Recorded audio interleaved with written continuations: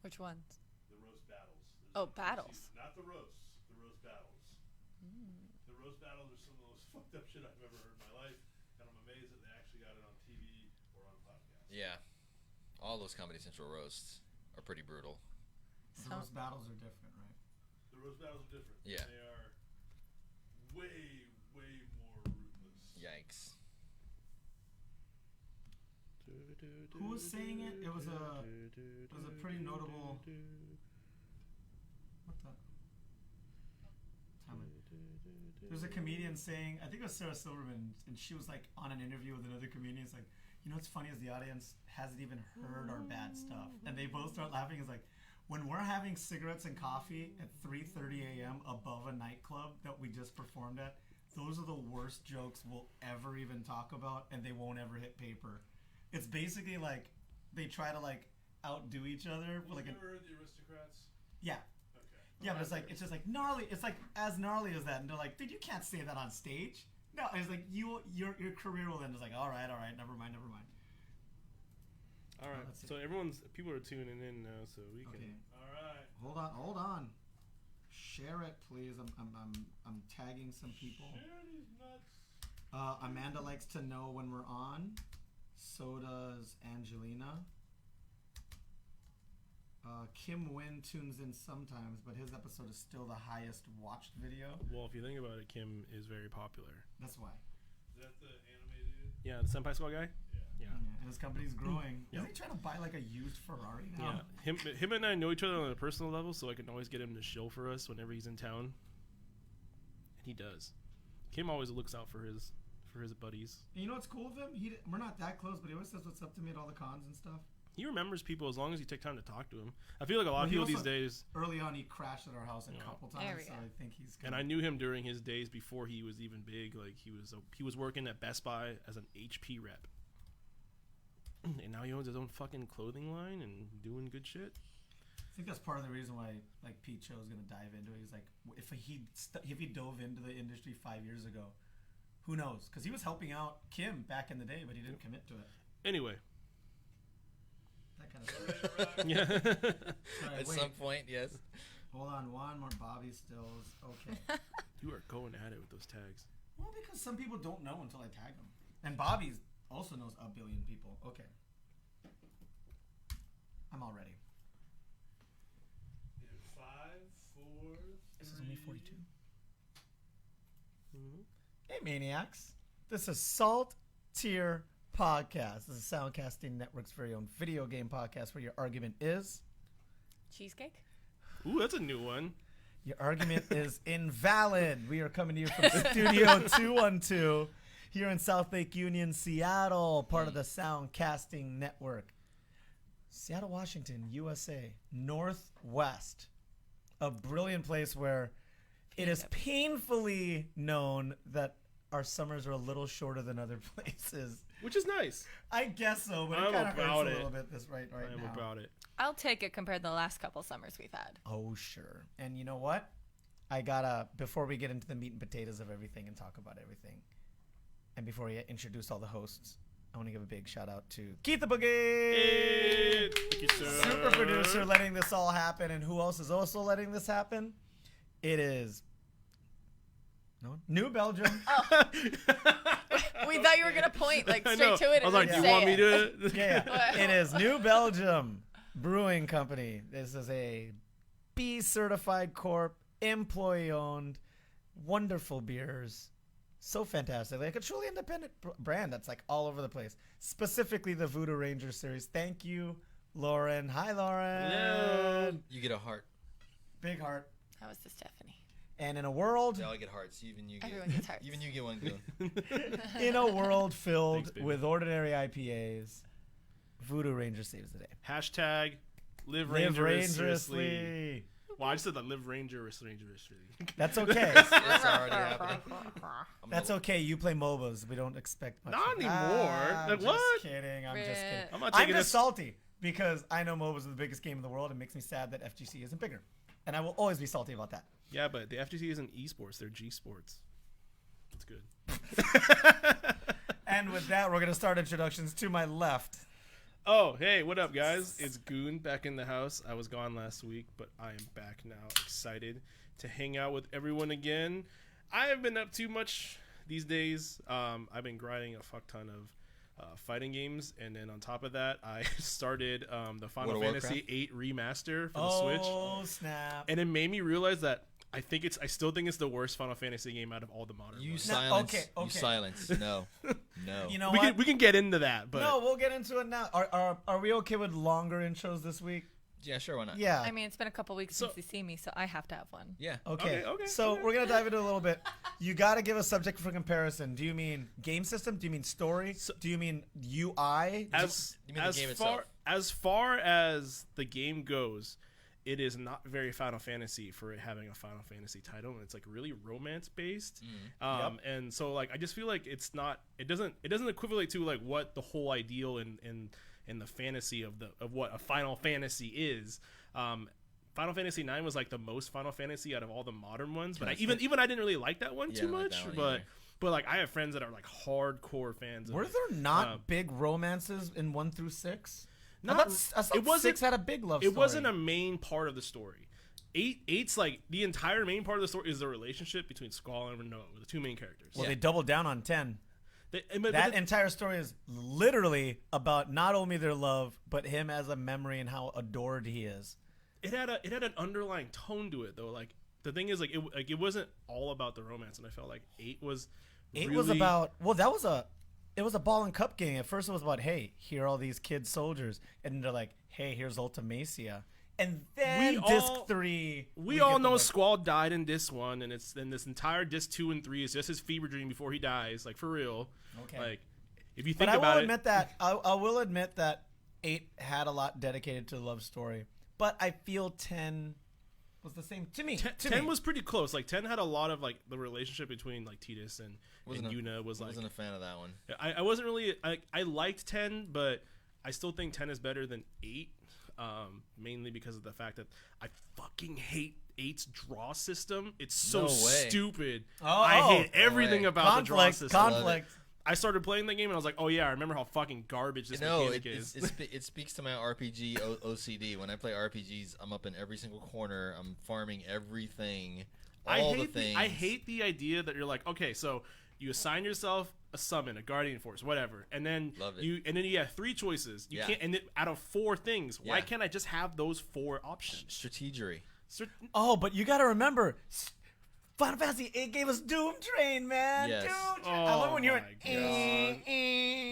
And I liked how it did have the more modern trappings, even though there was the fantasy elements to it. Because before that, all you ever really saw was like the high fantasy, the medieval type stuff, and then 7 was more of like a cyberpunk. But 6 and 7 were in the same aspect. But because of the art style, you were kind of limited. This was the first one that kind of showed, like, I'm doing the fattest air quotes, like real people, and like a room looks like an actual room that you would sit in. The cutscenes in 8 blew me away. Yeah. I was like, the PlayStation for its 1 time, can do this? really for its time, it was very state of the art. And if they had actually gone back and put in the effort, it could have been right now. But as far as I know, the remasters are kind of me. Don't get me wrong though. Like I think the game is still good. I just think it's not the greatest out of all of them I've played. Game got shredded on Steam. Story and gameplay. Yeah, I think the gameplay.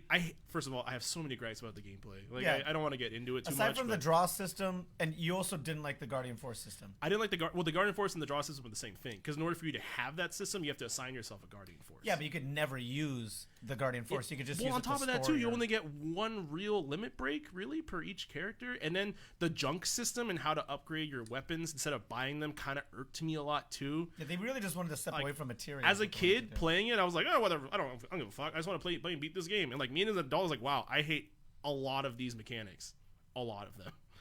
But unfortunately, there's like 32 other Final Fantasies, right? But, I mean, like I said, I don't hate it. I just think it's the worst out of all the Final Fantasies. But that is just an opinion, and my opinion usually is right. But just throwing that out there. More so, no. More so than 13. There are many other. I had to double check because I was like, there were other limit breaks. The only thing is Squall's are the lamest because his starts off with a rushdown. And you have it's a trigger system. Renzoku-ken. Yeah. But the stronger you get, he has different finishers. So he started off with just Rough Divide, which was like, boop, Yep. faded circle, blasting zone, and then, of course, when I unlocked Lionheart, you're saying the first time you saw Lionheart wasn't cool? He I thought freaking Omni Slash flicks him was up way cooler than Lionheart. And Yeah, I plus, guess and you're plus, right. are we forgetting like the most OP limit break for like most of the game is Quistis with Degenerator? You just keep her at low health and just suck everything into a black hole, like one shot T-Rexes. Or and level cannibalism. up. Oh, correction. The strongest limit break in Final Fantasy history is from Selfie Timlet, and it's called The End. And it has something like a 1 out of 1,000 chance to Is get. that from 7? That's from 8. Okay. Selfie was the one with the nunchucks. Yep. The End, one shots, everything except for the final boss and the weapons. They won't pop up for Ultimacia, Omega, or Ultima weapon. But every other boss in the game, a meadow just grows, and the camera pans out, and it says The End at the bottom, and then it goes back to your party, and the enemy's gone. And it's It reminds me of the Odin mechanic too in that game. Do you remember the Odin mechanic? Where you, Yeah. you literally like it's a secret side quest, so you go and then you fight Odin and you have to like get to him within 20 minutes and beat him within that time period. And then I thought he was a guardian force, but he's just like this random thing that like randomly appears whenever you play. and he'll finish up, but he doesn't. He wasn't even finished up. He'll come in as soon as the match starts, and then he'll just kill them for you at a chance. Yeah, but I don't think he activates during bosses. No, he doesn't activate the bosses. He activates during just regular people. Y'all look it up. 8 did some wild moves. They did some, and also I think I have a little like chip on my shoulder about 8 because everybody used to brag about like knocking out Ruby and Emerald weapon in 7. It's like, dude, I kicked the crap out of him. And Square Enix was like, hold my beer, and they made Omega weapon, and he was almost unbeatable without certain trading cards. Like you basically had to be invincible for 30 seconds because his first moves were like. They also have some really tedious side quests, like getting the Tonberry King Guardian Force, which you had to kill 20 Tonberries before the King Tonberry showed up, and each Tonberry had 20,000 fucking HP. Yeah, but at that point in the game, I was like farming. It wasn't Tonberry. even like it wasn't late into the game. You can do it like as soon as like your Oh, I guard did and that. like. I did that third disc. I waited. I knew. But anyway, I totally accept that. The reasons why you don't like 8, those are solid reasons to dislike it. I get that, but I liked it. Yeah, I liked it more than 9. I don't have a problem with it. I just think it's Yeah, the I liked worst. it more than 9. Liked it more than 10. Hey, Yeah. whoa, Yeah. shots fired. Yeah. Yeah. Bang, bang, bang. I mean, I Liked like it it more more than. Well, I like it as much as 9. Yeah. Well, But- speaking about people liking Final Fantasy 8, can you kick the mic Yes. off too? Who is right across from me right now that has been having this conversation with me? I am the save rings. I am a unapologetic Final Fantasy VIII fanboy. It's fine. To each their own. I was disappointed by the remaster because it got lit up on Steam, and it's not because like, but it's just because as a remaster, it didn't quite live up to the hype. It's still in like 4:3. They didn't stretch any of the backgrounds out.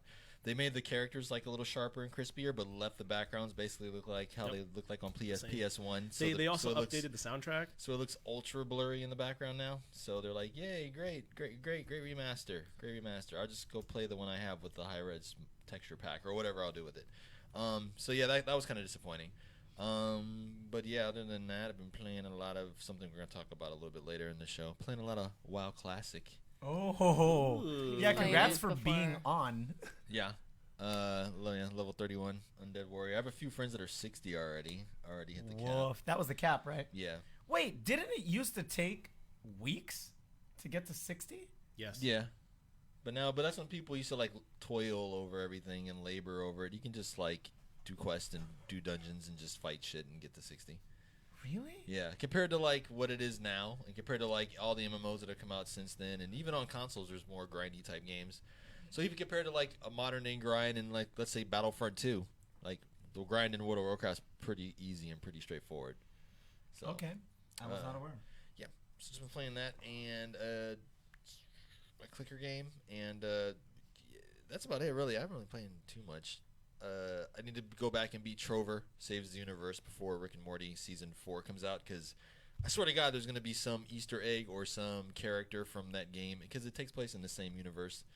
The dogs from like the second episode ever, the dogs that get like the intelligence helmet, Yeah. like those dogs are in the beginning of the game. Oh my God. Okay. So Wait, is Dan Harmon connected to the game? Yes. Oh, I see. yes, wrote and and helped direct it and all that kind of stuff. Well, hot damn. And I also beat Accounting Plus, which I talked about on the show. Oh yeah, And that's also in this show. It's from the people who did what game was it? But it's from Dan Harmon, and it's from these other developers that did another like really goofy. The guys that did the Stanley Parable. Oh yeah. So Accounting Plus is from Dan Harmon and the people that brought you the Stanley Parable. Which if you haven't played that, pick that up. It's super dirt cheap on Steam. But that's pretty much what I've been doing, and I'll pass it off to the lovely. Hi, it's Sage. So you guys haven't seen me in a while. PAX happened, and Rose City Comic Con have both happened since you've seen me. First things first, Friday of PAX, I got in as industry through the podcast. This event called The Mixer. Nice. We got Pull. We had Pool sort at of. PAX, actually, surprisingly. Just a little. Lauren hooked it up. I was a fancy boy that day. And I'm going to link the game that I demoed and I also broke, which was kind of fun. So it's an RPG game. It's by the company called the Game Bakers. It's called Haven. And so the demo is like you can play two characters, and it's a male and a female. You can switch between them, and you're like collecting essentially ether, and you can like fly around, and it's how you have energy, and the only kind of food you have is like this one kind of berry, and you're eventually like from what I gathered before I broke the game was that we were running from the people that like from our people, like the police essentially or whatever, but in space. And we ended up on this like meteor, and it has all these different little launch pads to different meteors with different forms of life. And so I went over to a different place and went into a battle, and I tried to do a move, but I wanted to cancel my move, and I broke the game in the process. But that was like 15 minutes into that game. Tight. And I gave that company my business card after chatting and playing the game, and she emailed me the demo link. So I have like a Dropbox link of the game demo and photos, which I thought was super cool. I'm for sure doing that next year, taking my PAX card and being like, can I get a review copy of I'll for sure do that. And what I suggest you do that too is because this was for an event. It wasn't PAX Direct, so it was like a PAX side I'm going to try event. my luck, though. You never know. I haven't been able to successfully get in through saltTier at the actual conventions. That's coming. Mm-hmm. It's coming. It's getting there. And then later that day, I went to the Borderlands party. How was that? I got a tattoo. So they're giving out free tattoos. They hired Artful Dodger, which is a local shop in Seattle. Nice. Fantastic shop. Our friend Savannah had a residency there just 2 weeks ago. Oh, yes. Sick. Good So shit. I got a Borderlands symbol with a claptrap hanging up out on it. It's really adorable. The only problem I had, aside from like, I just don't handle well during tattoos. The pain?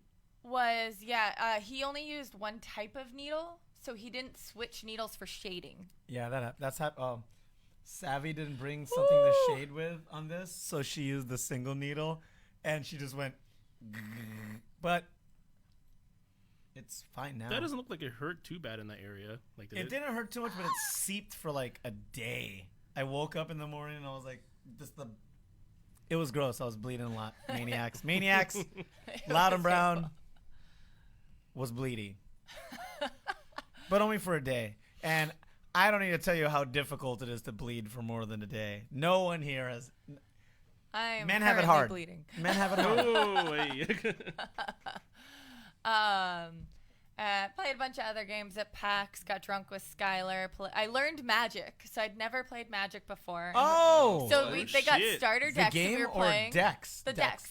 Actual decks. Yeah, so we were playing so the tabletop. starter decks that they were giving out for free. So I was playing that in the actual Voodoo Ranger Lounge, or not Ranger Lounge, the New Belgium Lounge that was in the bottom of the convention center. Yeah, thank you, Lauren. Yes, thank you. There's my shout out there.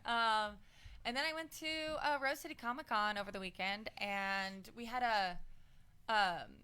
what's the local gaming place that's Ground Control. Ground Control actually had a section Oh, Jesus. at Rose City Comic Con. Nice. So like they had a bunch of the arcade games and pinball machines at there. So and they had a live DJ in that room.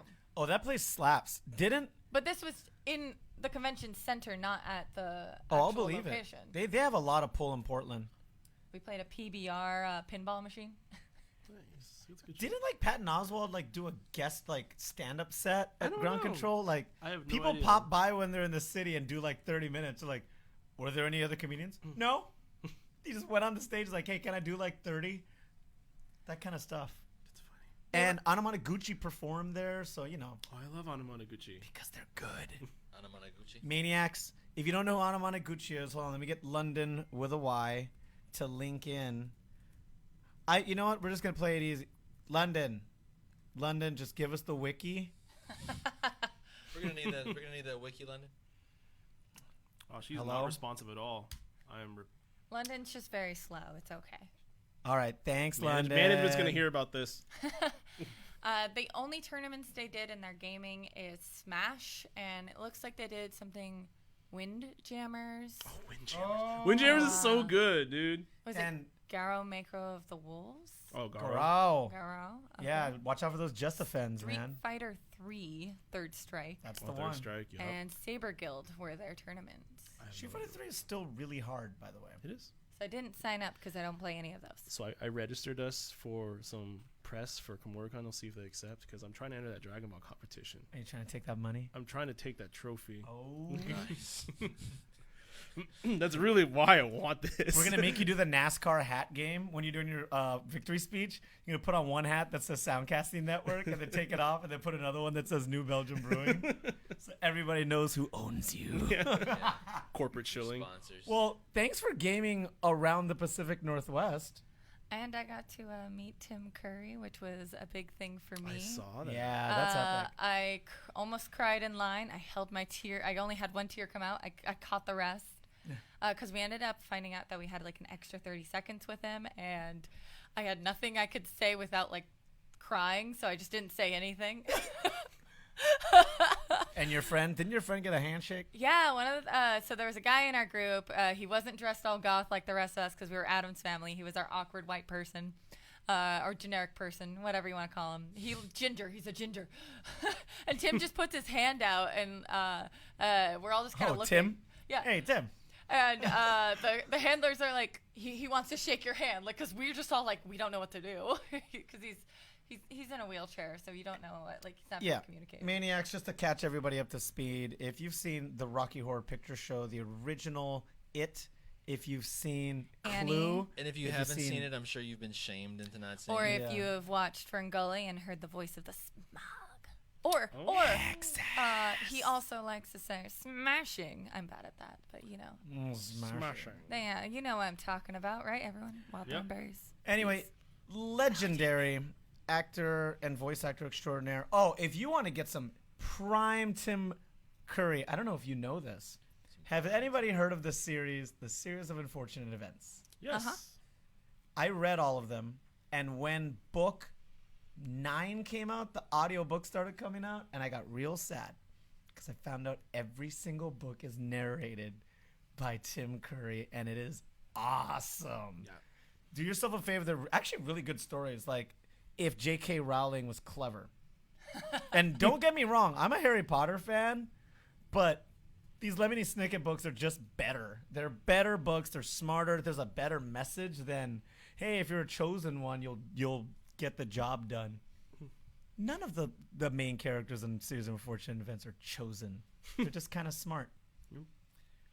I guess that's our intros. Thanks for listening Yeah, to did that. you Quite intro some long yourself? intros. Huh? Did you intro yourself? I did not intro myself. Maniacs. This is Loud and Brown. I'm at Loud and Brown at Instagram and Twitter. I am Gross Stuff on PS4. And now that it's getting darker, I'm going to finally link up my Steam and get all that moving. Sure. I know. Yeah, all right. Whatever. I know. Believe that. I know. I played a bunch of Tekken and Overwatch this week. Well, at PAX, I played a lot of Windjammers. I know I already said that, but check that game out. It is so fun. You know what? As much as I like it, and as much pick up and play as it doesn't have the depth or the insane concept that Lethal League does. I've linked this game before. I'm going to get London to do it again. But Lethal League is out for all platforms. And it's basically Pong / Windjammers, this psycho back and forth idea of a game. but more stank. Like it's More so stank. crazy. It's so nuts. I'll put out a trailer so you get to see what's going on, and check it out. But off to the first topic. My favorite video game store of all time. I worked there for a whole 6 months. I worked there for like 3 months. I worked there for 2 years. Ooh, And- did you work there at all? I worked at that place proper, but I also worked at EB Games, which it was before, for about a year and a half. So basically, yes. We were all that nerd. We were all part of the system. If you guys don't know what we're talking about, we are, of course, talking about GameStop. Power to the players, so they say. It's more like power to their wallets. But the funny thing is, They're freaking awful. they're kind of broke right now. Good for them. So the reason why we're bringing up GameStop right now is, they have 5,700 stores around the world, and they're still the largest video game retailer by far. I didn't know they had that many. Yes. That's absurd. But this year, their stock price took one of the biggest hits in their entire history that they've ever been as a company. Their original stock price just last year was $16. Anybody want to guess what it is now? 4. Ding, ding, ding. It is $4. Dollars? It is $4 whole dollars At its right peak, now. it was That like, was a great it was like guess. 100 and something, wasn't Yep. But that was a long time ago. That was like 10 Yeah. years ago or Yeah. something like that. But basically, they are aware that they're in the hole. So by the end of this fiscal year, they will have broken even and made $0 in profit it? Yikes. for 2019. Because they're $400 million in debt, and they're projected to earn $400 million this year. So they're just zeroing out. But they're planning. Their CEO, George Sherman, I believe his name is, was addressing the issues and concerns of the company, and he thinks that the company is sinking really fast unless it evolves, which people have been telling them to do so for Forever. 5-6 years now, maybe even longer. But he's suggesting that cloud sales is in their immediate sights, and Cloud they're sales, going to be like digital distribution. yeah. To Didn't they already save, try that like back in like the PlayStation 3 days? they're trying to save on buying physical product. This is what they're trying to do. Well, GameStop. But they're also going to be focusing on the new gen stuff. So that's what they're projecting to do right now. They were really vague about it in their Business Insider and article. You know why? It's because they have to hang on until that shit comes out. That's just like a year away. Are they even going to be in a position to capitalize Well, on that's that a year think from about now? all the stuff they're doing right now, right? Like they buy cell phones, they buy tablets, they sell other Are they still clothes. also, well, yeah, part of the close thing is because ThinkGeek is closing all their websites, but they're a subsidiary of GameStop, and so yes. GameStop is selling all the ThinkGeek stuff now. And also, on Game their Informer sites, pretty is what much I laid heard. off like 40% of their workforce too. Yep. It's all because of the fact that GameStop is currently sinking. Yeah, they're Like- dragging everything down with it. So they're trying to figure out how to keep it afloat, but as of right now, they've been really vague on their interviews. They're just saying that they know what they're trying to target, and they're going to do that starting next year in 2020. Because even they don't know. They try to sell out to an asset Yeah. management team. And Team, we'll hook up that article for you guys, but if you guys want to read it yourselves, and you'll see what I'm talking about. They talk about cloud and digital services, but aside from that, like they don't really go into detail what they plan to do, because I don't even know if they have a plan. No. I think they're just like, we have plan, like it's they Donald Trumped it, right? They're like, I have lots of plans, great plans you've never even heard of. They're going to be fantastic plans. What are they? They're plans. That's what I'm assuming. That I feel like that's what yeah, GameStop's doing. they're just hanging on there. So, and we're black. ooh, Wow. Hi, can you guys see us on the feed there? if anybody can see us, we are currently experiencing some technical difficulties on our Oh. stream. Oh, there we are. We're live again. Everything is Yeah, fine. we were fine on mine. That was like can 20 see us. seconds. Everything is Daijobu, guys. It's all good. Only for some people. You But- know, that How damn would place. you know if we were good online? What, Let's look GameStop? at it. That damn place. I don't have very fond memories about it. I worked there for 2 years, once as a regular just game advisor, and then I got promoted to a supervisor. And let me tell you guys, I fucking hated it.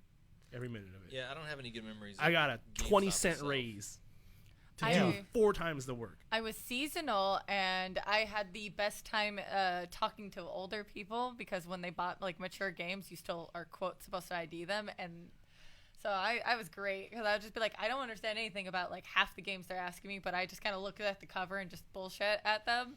And they're And then, probably like- laughing at you because you look like you were about like 15 or something trying to card them. Yeah, I was maybe 17. Yep. So they're like, how old are close. you?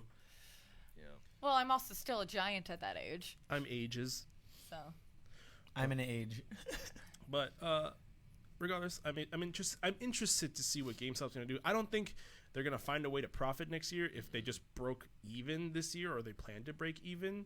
So I honestly kind of hope that they kind of go down the drain, but that's just me. I was looking at it, and remember, they own Simply Mac, and they also own ThinkGeek. And I think those companies are really sopping up some of the losses of the brick and mortar places. So that's breaking even, like, as a company, right? That's not just the retail stores. It's just as a company. Yeah. They're $400 million in debt, and they're projected to make $400 million at the end of the fiscal year. And also at the same time, they don't want to damage those brands too much because they might want to chop those off and sell them just to keep the lights on, because that's what they did with their cell phone carrier that they owned. They ended up selling it off, and that was their profit from the year before, or else they would have been in the negative.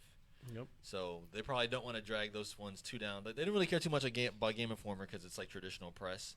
But yeah, something like ThinkGeek, you don't want to damage that too much because you might want to, You bought it for a reason, right? Yeah, you might wanna ThinkGeek is break that off actually and save pretty it and sell it. successful. Yep. Yeah. They're closing all of their brick and mortar stores, though, and just sticking. Strictly to. Well, they're not. They're closing their online store too. They're going. Because I think they're shifting it into GameStop's Yeah, they're infrastructure. shifting it into it. So. Because they have a lot of the ThinkGeek is ThinkGeek stuff already in their stores. Yeah. Like clothes, merchandising. Rip ThinkGeek then. I know, I used to love getting in their physical form. Their like little. Because they had a store in Northgate, remember? Yeah. Yeah. Is it But still there? Is it gone? No, it's Well, gone. Northgate, everything's going away That's because they're true. turning into some sort of hockey. For rink or you guys who something. don't know, you should know if you all freaking live here, but Northgate is the mall located north of Seattle. It's a big mall. But from what I understand from Sage and the Savorings is that stores don't stick around for a long time there. There are no stores there anymore. It's just a food court. Well, yeah, I was just there like 2 days ago. they're like tearing out its guts and turning it into something else because of the location. It's going to be the Seattle NHL their practice facility. For right real? there. Yeah. Yep. Okay. Yep. All right then. Weird. Well, that's all I really got to say about GameStop. So I actually want to get into some news regarding probably the most played game currently for this weekend. If anyone has been on that wagon, even if you hate Epic Store, I know some of you guys caved. So we're of course talking about Borderlands 3. But we're not talking about anything nice about Borderlands 3. Oh. Savering's got some info on this, so I'm gonna pass it off to him. What do you got for us? Well, I'm not gonna dwell on it, but this is like a little bit of the negative Nancy I told you so. Well, if you've been paying attention to the gaming press at all, to our podcast at all, you'll know that the Epic Game Store has come up as a contender to Steam. Basically, Epic Games is throwing around their Fortnite money, and they're like, "Hey, we'll get in on this, and we'll what do they call it? Those people that come in and they disruptors, right? Like industry disruptors or whatever." Because they're trying to buy exclusivity. Yeah, they're trying to do all this stuff, and people are all like, "Hey, what's the problem? It's just another launcher. It's just another thing." And we're sitting here like it's a hot mess though, and it's Bush League, and they're just throwing money at the problem and can't even do basic stuff that you They're can not do. even working on their interface. There's not even a freaking shopping cart. All right, they don't even have a shopping cart. You can go and make like a Shopify page that comes with a fucking shopping cart. You're telling me anyway. So a couple weeks ago on this very podcast, we reported about one of the games they gave away for free, because they do give away free games. It's usually the only time I sign in is just to grab one of the free games and I sign back out again. One of the games that they were giving away for free was Hyperlight Drifter. And if you've been listening to the podcast for any length of time, it's been about a year or two ago, I was discussing Hyperlight Drifter and how it was an excellent game. It's basically a Miyazaki movie and an old school Zelda movie. Had a baby. But excellent game. But anyway, that game, they gave it away for free on the Epic Game Store. People were playing it. They wanted to save their progress like normal. There was cloud saves. But all of a sudden, the cloud saves were like disabled. So everybody's like, what's going on with our cloud saves? And they're like, well, we're going to work on it. We know it's an issue. And a couple days passed. And everybody's like, what's going on? And they're like, oh, we're still working on it. Don't worry. And then maybe like 2 more days pass. And they go, until further notice, cloud saves are done with this game. So sorry. And then everybody's like, okay. And I even pointed out on this podcast, like, it takes away basic functionality from an indie game. And actually, some coworkers and I at work were discussing this. We're talking about Do Borderlands they not 3. have local saves? No, there's local saves, but forget about cloud saves. So anywhere else you buy that game, good GOG, Steam, wherever, there's cloud saves for it, unless you buy it on the Epic Game Store. So Borderlands 3, the build up and stuff. It came out last Tuesday, right? Or Came out last Friday. last Friday. Yeah. Yep. Friday the 13th. Yeah. Fitting. Clever girl.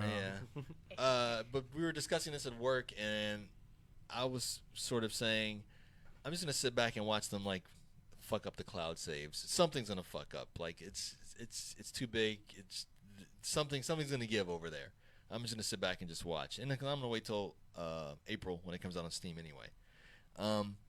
So basically, this morning I wake up and I look at my news feed, and there it is, the Epic Game Store cloud saves debacle with Borderlands 3. And also I was reading some other stuff, how it's having performance issues on all platforms, and on PC people are having issues with cloud saves. So I'm just like, yep. So basically that's what's going on with that. Any comments? Is there anybody surprised with all the crap going around about the game? I feel like you're in that position where you're like, I hate to say I told you so, but yeah, but I told you so. It's like Fallout 76. I called it. I was like, this is gonna be the train wreckiest of I train think we wrecks. all knew that, like deep down inside. As soon as they're like Fallout 76 purely online, like a lot of us is kind of like no mods to fix your shit. Yeah, we're like, I don't know how I feel about that, and then our I don't know how to feel about that gut feeling became oh, I definitely know, and I felt that. Like the train wreckiest of all train wrecks Yep. from last year for sure. If All Might Skylar was here, he would definitely go into about how that game ruined his life for a good few days. The only gaming thing like worse than that last year was probably the do you not have phones thing. From BlizzCon. From Diablo. Yeah, from that's Blizzard. that's probably the worst thing that happened like PR wise last year for gaming. I don't know. Anyway.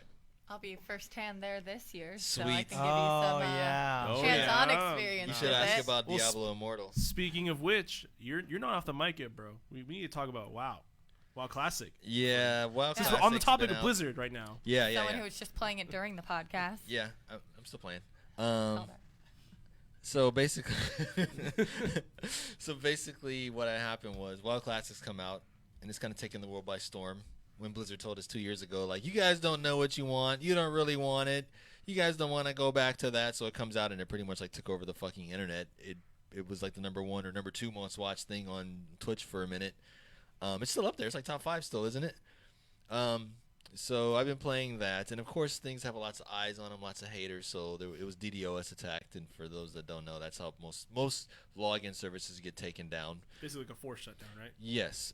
There's a Trojan horse that's installed on a bunch of computers, and all those computers were told, hey, try to sign into this same place all at the same time, and it drags down the whole login thing, and could potentially drag down all the servers just in general. So that happened, and it was a little bit up and down, but it was fine. I think I got kicked off for like 30 minutes, and I was back on. So yeah, I thought that was interesting too, because it's just like out of nowhere. It's like this shouldn't even be happening, and then people are like, "Oh, we instantly got to bring it down just for the lulz because everybody's enjoying it." So I don't know. I thought that was Gotta ruin people's fun, man. Yeah, that was a very, very highly directed laser beam at a very specific niche. If you can call World of Warcraft niche, but I guess WoW Classic would be niche. So yeah, I just thought that was interesting and thought I'd point it out. You in the comments, you listening to this, like, what do you guys think? Are you guys playing it? Like, what do you guys think of like somebody like pointing out like a very niche thing that comes out and people like target it like right away? I just thought that was funny. Yeah, I totally agree. So I'm enjoying it. Level 31 rogue, level 31 warrior, and undead. It's so weird to think that people want to go back to grinding like that. I didn't think that something like that would actually happen, because grinding in vanilla WoW was a trek within itself, because they kind of simplified things in the later expansions. Here's the thing: we were talking about this before the show. The grind in it now, it's so straightforward and so to the point. You just do the quests and you do dungeons, and yeah, it takes a little bit, but there's people that have been level 60 since like 3 days in. I have a friend that just hit 60 yesterday, and he's playing for 3 weeks. So compared to other MMOs that have come out since then, compared to even regular games now like Anthem or The Division, where it gets kind of grindy, especially as you get towards the end game. With things like Warframe, which has a fair grind, but it is grindy. Compared to stuff like that now, it's very straightforward. It's very basic, but it's kind of refreshing to play something super basic, but it's also like charming and stuff at the same time. Understandable. I can So see yeah. that. So it's not too bad. I'm leveling up much faster now than the first time I played through it. I know, because like the first time you're playing through it, you like stop and smell every rose, and you look it in every corner. And this one, you're just like quest, kill, dungeon, quest, kill, dungeon. Trying to get to that Ragnaros Molten Core raid, right? Yeah, that's what I'm trying to get to. So, yeah, before the whatever rollout comes out, if they're gonna add any more content to it. So yeah, I just thought that was pretty dope. I'm having a good time with it. If any of you guys out there want to play, hit us up on the Steam group. It's not a Steam game, but hit us up join the Steam group and leave a comment and let me know if you guys want to play out there listening. It's saltTier, just on Steam, and you'll recognize it. It has all of our lovely pictures on there. Please come hang out with us, play games with us. Yeah, we're up to 32 people now. Yep. So yeah, join us on there and nice, holler if you want to play. If you guys are extra nice, we'll even and I'm playing Horde. Discord too. And I'm playing Horde. If you come at me and you try to play Alliance, no Alliance. We're playing Horde. You and Moose are on the same wavelength. Yeah. And Moose is here. He's also Horde. Yeah. I will not play WoW with you. Okay. I won't play WoW. Really, that's all. I just don't play it. All good. Well, guys, we're moving along pretty quick here. If you guys paid attention last week at all, you guys will have noticed that a ton of game trailers and game announcements were kind of announced. But if you guys knew where it came from, that would be Tokyo Game Show. So they think of them like an E3 or a Gamescom, but for Japan. They it precedes the E3, doesn't it? Yeah. TGS it's been around for a long time. Yeah. Back in the day, it used to be like the shit when like there wasn't like so much like internet and like there wasn't so much like importing of things and things coming out over there that also come out. So the Tokyo Game Show, I remember back in like the 80s and 90s, it was like If you want to know the latest and greatest coming out of Japan, you'd watch TGS. Definitely. So lately these days, TGS has been more about displaying games that are currently being released, but from Japan developers. Especially, actually, they even showed some new stuff for Death Stranding, which isn't technically a pure Japanese release. It's still run by Kojima Studios, but it's got a huge American dev team working on it as well. But some of the things that kind of stood out to me was they kind of dropped more info on Final Fantasy VII Remake. They introduced a whole bunch of new shit. Like they're putting in a classic mode, which is, if you guys are fans of the RPG, like turn-based style. For which one? The Final Fantasy VII Remake. Okay. So they're adding they're putting turn-based stuff back in. If you like they call it classic mode. Yes. So they're getting like you guys don't have to play like the live action, but if you don't want to, if you're old heads, you still play like with the active battle system all the time and everything. Mm-hmm. Nice. So I think that's really cool to add to like the fans that because the game is over 20 years old. Yeah. So it's really cool to see them not pander but cater to the older fan base, and I think that's great because I know a lot of people were kind of griping about the live action battle system. Yeah. So it's really cool to see that. Smash had some extra announcements with Terry Bogard. If you guys don't know who he is, he's from King of Fighters. That's to do with the hat. He's so basically tight. He's basically the poster boy for Fatal Fury, and he's the mascot of Mexico. And I saw they added Sans. They did from Undertale. So they added Sans, but he's technically a skin for an already made class called the Wii Brawler. Okay. And then aside from that, Masahiro Sakurai, the director. What's up with Shovel Knight? Is he on that game? Is he playable? Nope. Okay. He's just in it as like a trophy. Okay. But Masahiro Sakurai, the director of Smash, quelled some rumors about Goku from Dragon Ball Z being released into Smash, and he says that is not a possibility and will not be a thing. Mm-hmm. He squashed that, so he says. But didn't we also say the same thing about Sonic? Didn't we also say the same thing about Snake? I don't think he said anything about Sonic or Snake, though. No, but I mean back in the day. Yeah. If you had, but I mean, like, this is coming out of like the director's mouth himself, so like it's not like a. Yeah, I don't believe anything anybody says. Like, Money. I'm not a Smash guy, so I don't know much. So money. If you guys want to talk about it to us in the comments, and if not this Smash, the next one. Eventually, Goku will be in it. He also went a little bit into Smash itself, saying that Smash Ultimate is the premier like masterpiece that. That's going to include as many characters as possible. He says if a new Smash is to be made in the future, it won't have a roster this big. Oh. Lies. That's what he said. Lies. Because of all the licensing and copyright issues. I don't know. They'll figure it out. Yeah. They'll figure it out. Dude, they put freaking Sans in it. But I think they're adding another fighter pack, so they're going to keep adding more and more characters into this game.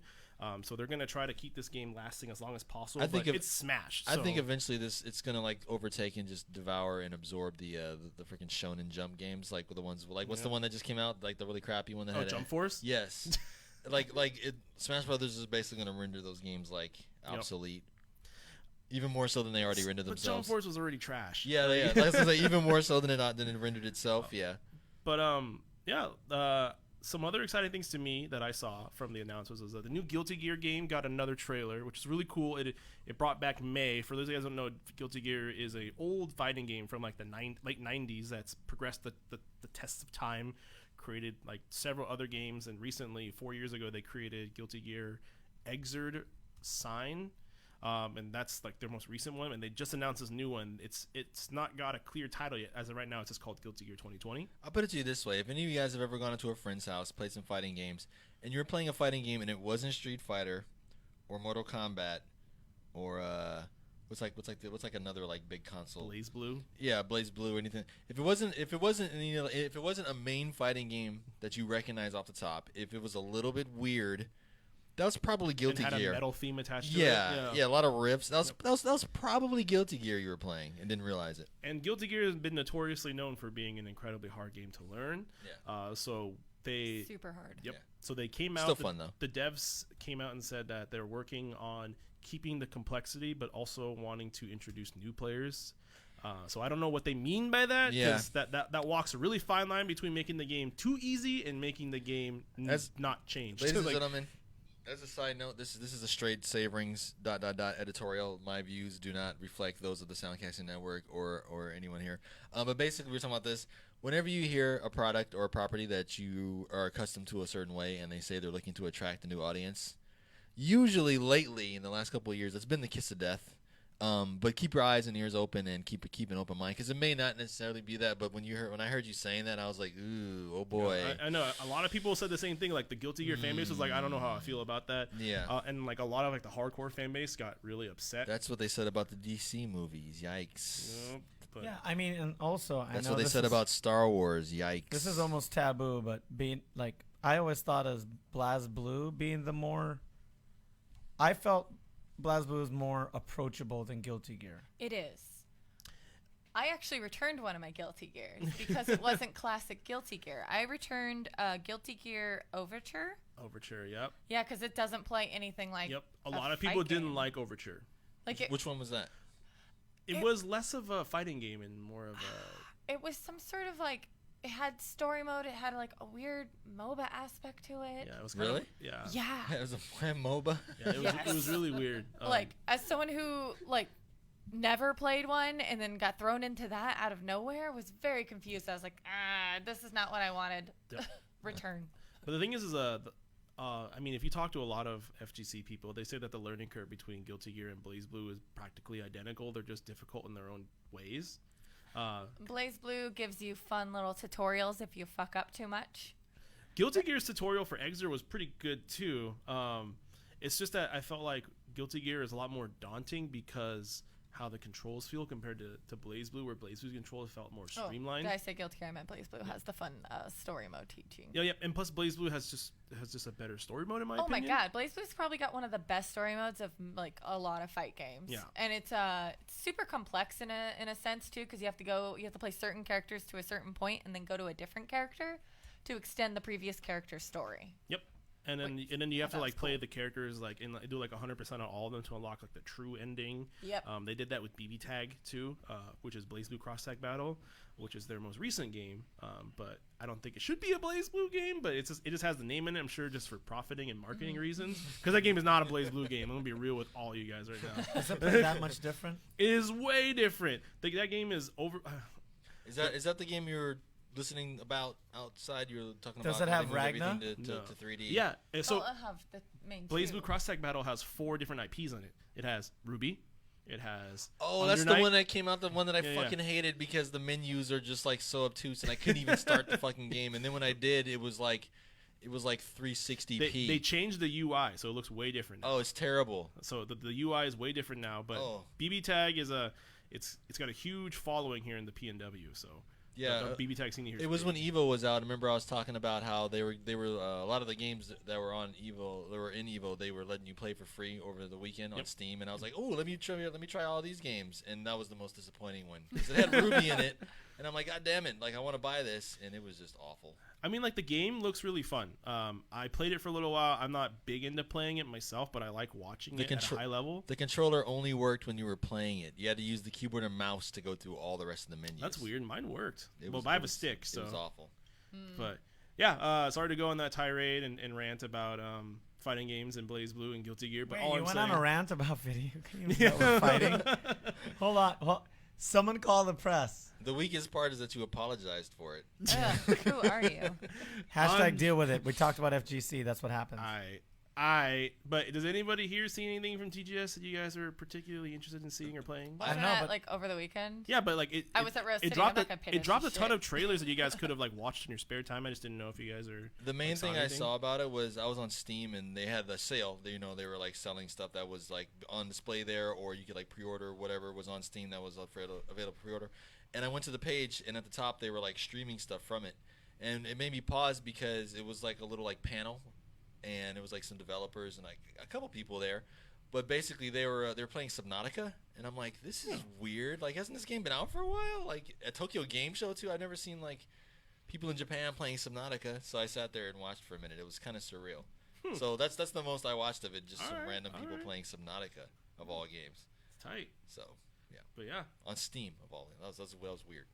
So well, Speaking of talking about fighting games too much, this segues into oh, Momochi and Esports. welcome to the esports section. do you want to hit him Boys. with the break real quick? You want to hit him with the sponsors? Yeah. And before we get into that too deep, just another shout out to Lauren from New Belgium Brewing. Thank you so much. Look at all these beautiful drinks we have I'm here. saying. I believe Goon over here has the Juicifer IPA. Yes, that I as do. do I. And so, it's a triple. In a juicy No, haze. I have a juicy. Oh, haze. baby, a triple.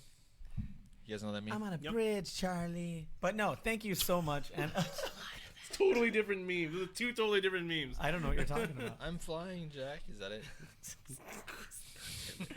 Sorry, thank you. New Belgium Brewing, just a reminder, it is employee owned, it is a B Corp certified organization, and I don't know, it's an independent beer company. What more can I say about that? They're fantastic, based out of Colorado and North Carolina.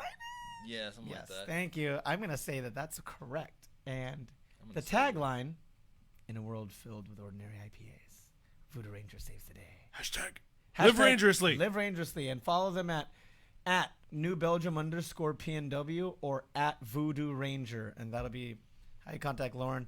Man, it was so cool. I went over to PAX and I went to the Voodoo Ranger beer garden, and I got a couple wooden nickels to hang out, and I used one because I wanted a beer. But then I went and passed it out and talked to other exhibitors and other media people, other people with their people with cameras, and I'm like, hey, what are you guys? And we're like, oh, we're Toronto-based gaming podcast, and I'm like, I handed them a business card and I handed them a wooden nickel. I'm like, hi, we're salty. We're sponsored by these lovely people. Have a drink on us, and just shook hands and got everybody moving around.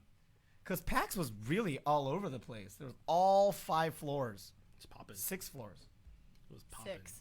Yeah, actually, one floor was employees only. They kind of shut one out. They used to fill up all the things, but then Well, I Then- guess no. Technically, the 5th floor no one uses. So that's the one. business area. And then there's tabletop and all the things. Well, me and Sage Bell looking at a Tokyo Gaming Show highlight reel of. All you did was click the Booth Babes highlight reel. Hey. Priorities. Hey. Priorities. I was gonna point out. I was like, oh, one of them looks like me, but Asian. Because it's in Japan. So, but it was like one of the girls looked like my build. Tall but and slender. yeah, I was like, oh, Huh. Huh. Doppelganger? Asian doppelganger? Asian doppelganger. Asian. Asian. But now moving on. Oh yes. So Esports. so Street Fighter V is what the topic that we're going to be talking about now. But one of the prominent players on Street Fighter V, that plays that game, his name is Momochi. He's been in the scene for a very, very long time and has played Street Fighter for a very long time. He recently just won a CPT, Capcom Pro Tour event, during the time of Tokyo Game Show. And the prize pool for winning that event was $46,000 USD. Nice. Okay? But Which is like 2 months rent in Tokyo. true though.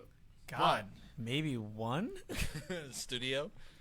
But Momochi turned down the $46,000. Because he's a man of principle. There is a reason why. What's up? So, as of right now, being a professional gamer in Japan is considered a form of gambling. So That is terrible. Wait.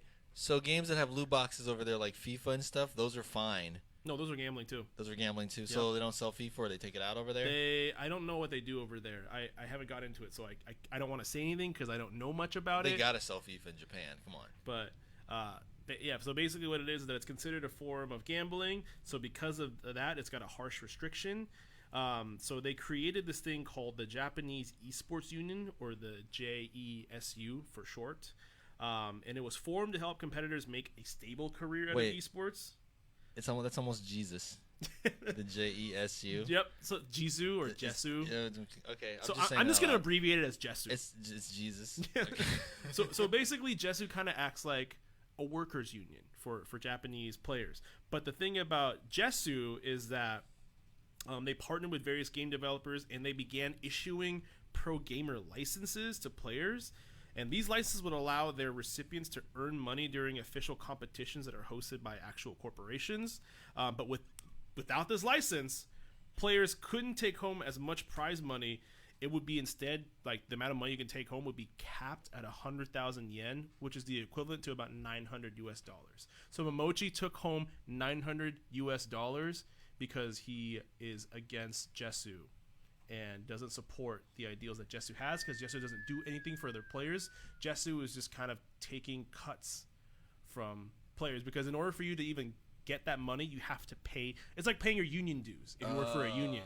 Okay. But the thing is, like, they're kind of uncertain about what you're paying Jesu for. Oh.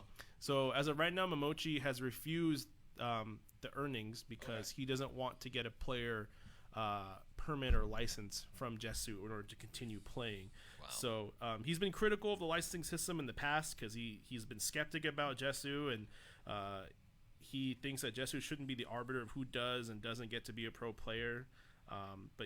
But they said that many believe that he was a sole holdout when Jesu and Capcom offered licenses to the 22 top Street Fighter players last year. I just have one question for him. Yeah. Has he met our Lord and Savior, Jesus Christ? Jesus Christ. But it's a pretty big deal in Japan right now, because I didn't know about this till, actually, I'm not going to lie to any of you guys today, that esports and competitive gaming in Japan is considered a form of gambling. I did not know that. I did not know that either. Holy That's news shit. to me. I mean, I heard it 3 minutes ago when you first said it. You were today years old. Yes, I was today years old. So this entire time, fucking God Daigo he's been going against the grain this whole time. Yep. He's been considered like illegally gambling. Correction. That's why he plays so much in Europe. He's been like the Euro champ for like 4 years. Yep. Really? Because he just takes all of their Jesu money. has no What authority. about before that, though? Daigo was already like a thing. He was still playing in the U.S. He played a lot of his tournaments were in the U.S. Okay. All right. So basically, Jesu has no authority outside of Japan. That's insane. A place like Japan, of all places. Yeah. So I think that's I Wow. think that hemorrhages and stops a lot of pro players, because Momochi's like, I don't even know what this money that they want from me is going. Like, are they protecting me? Like, they haven't said anything. They just said, you can't play and win the amount of money you're supposed to earn unless you get a license. Wow. Okay. There is a lot of bureaucracy there. Yeah. Just to remind people, like, a driver's license in Japan is like $1,000 and requires a training class. Yeah. Like, so Is it a thorough training class? Is it at least it is actually. $1,000? People from Japan are very, very good drivers. My aunt, they said if you can get a Japanese driver's license, you can get a world driver's license. And are you familiar with this? No. This is like it's for most of like the developed world. It's for people that like travel for business and stuff. You can get a world driver's license that allows you to drive in like 50 main countries. It means that you like That's crazy. It is crazy because you got to understand you have to be such a good driver that they test you on both sides of the road. Make sure you know how to make knowing how to make a right turn in Japan is psycho. Like in the car. Do they have roundabouts over there? They do. Okay. But you got to understand, like, you're not only on the wrong side of the road, your left turn is their right turn. So when I'm in the car, I'm like freaking out. I'm like, what are you doing? What are you doing? What are you doing? I'm like, oh, everything's backwards. That's a normal left turn here. But it looks crazy. Yeah. And then my uncle in the Philippines, he also has like a world driver's license because he's a chauffeur in like Dubai and Abu Dhabi and the Philippines. And you just need it. And it's not easy to get, and it's No. expensive. But after you get it, you basically make a living out of it. Yeah. Or you just bottle like my aunt and just travel everywhere and be like, I'll take the rental car. So, I want to know what you guys think about this, about Jesu and the whole bureaucracy behind Japanese esports. Bruh, I had no idea. I had no idea either. I found out I was today years old, like the rest of you guys, when I learned about gambling and how Japan treats esports athletes. And only because we had such a large intro, I'm going to make this last topic also the outro. Okay. Because I just read it only now. I've been busy chatting with London with a Y this whole time trying to get content out here, so I haven't even been paying attention to some of the topics. But fire away with this last one. This is psycho. I did not know this was happening. This is going to be as quick as possible because I don't have much else to it other than the announcement. But while we're on the topic of Street Fighter, and I'm also going to include our really fun buddy Rocket League. This is fucking crazy. I just got to say, I've been saying this for like a long time, and people are like, no, it's never going to. I'm like, shut up. It's going to be. Eventually, in our lifetime, it's going to happen. While not a part of the main lineup, it's still sanctioned. We're talking about the Olympics. So the Olympics held every 4 years. All the top competitive athletes compete. Ever since Greek times when they were running around, throwing around stuff naked, yes. They have sanctioned a Rocket League and Street Fighter tournament hosted by the Olympics. So people are going to be able to compete, and the prize money is quite good. I don't know the full details about it, but it's over $40,000 for Street Fighter alone. And this isn't saying it's even in like an official exhibition sport, but the fact that the Olympic Committee is sponsoring this and doing like this, it's just that little step into the. Yep. So just to clarify, London with a Y sent me a link from Dexerto.com, and I quote, "These qualified teams will then face off for a $250,000 prize pool for Rocket League and Street Fighter." So that's the prize pool. So I mean, I figure first place will probably get a good chunk of that money. My money is on Cloud9, Squashy and Jezer are gonna win that shit. My only gripe with this is that the online or the qualifiers for both these games are online. So if you're literally at the mercy of how good your net code is or how good their net code is. But it's that Olympic net code. And also, as I brought up for the international, the group pools were done online. They're all in I feel like you can't really make that comparison because the net code for Dota and like League of Legends is quite good. It is, but this is net code for it in China, which is blocking some of the main modes. The net code for Street Fighter is universally garbage. It's pretty bad. It's universally. I think Rocket League is also really good, but Rocket League is very solid. Street Fighter is universally like doo doo, like dog doo doo.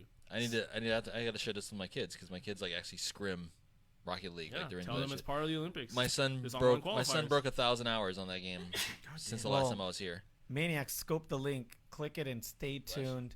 This will be involved with Capcom Pro Tour, I'm sure.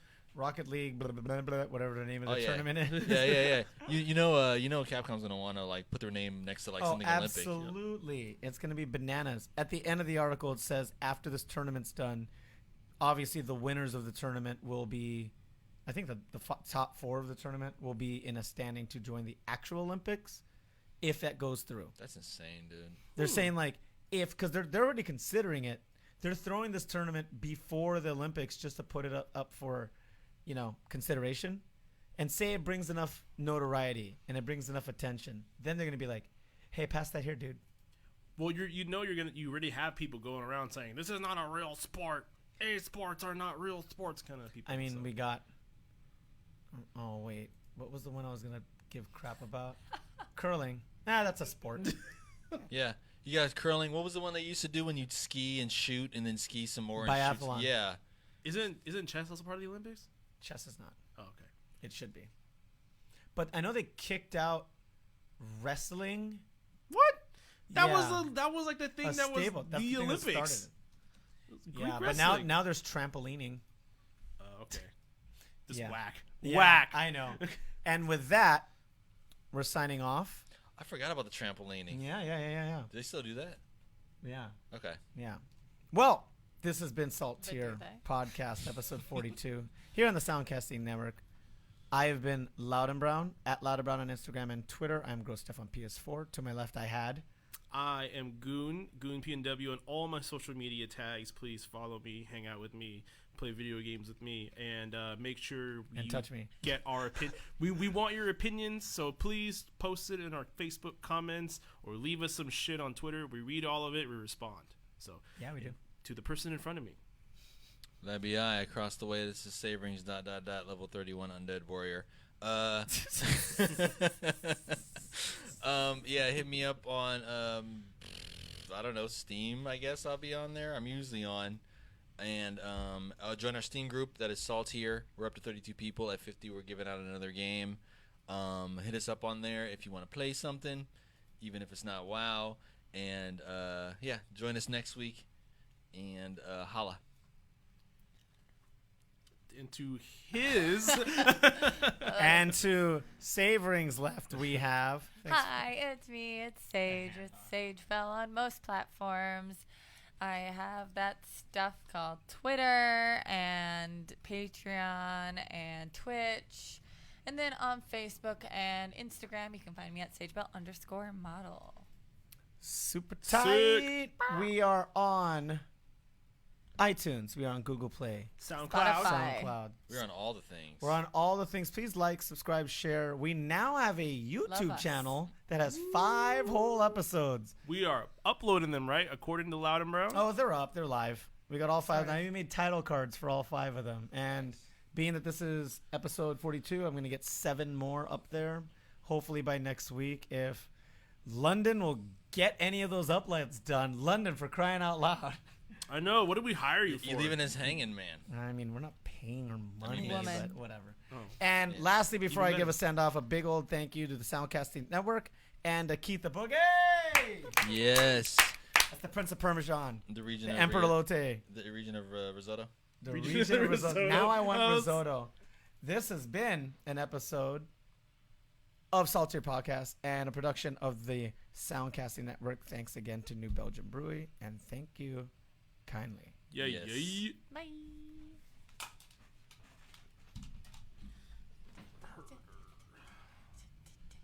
Okay. like there's got to be a better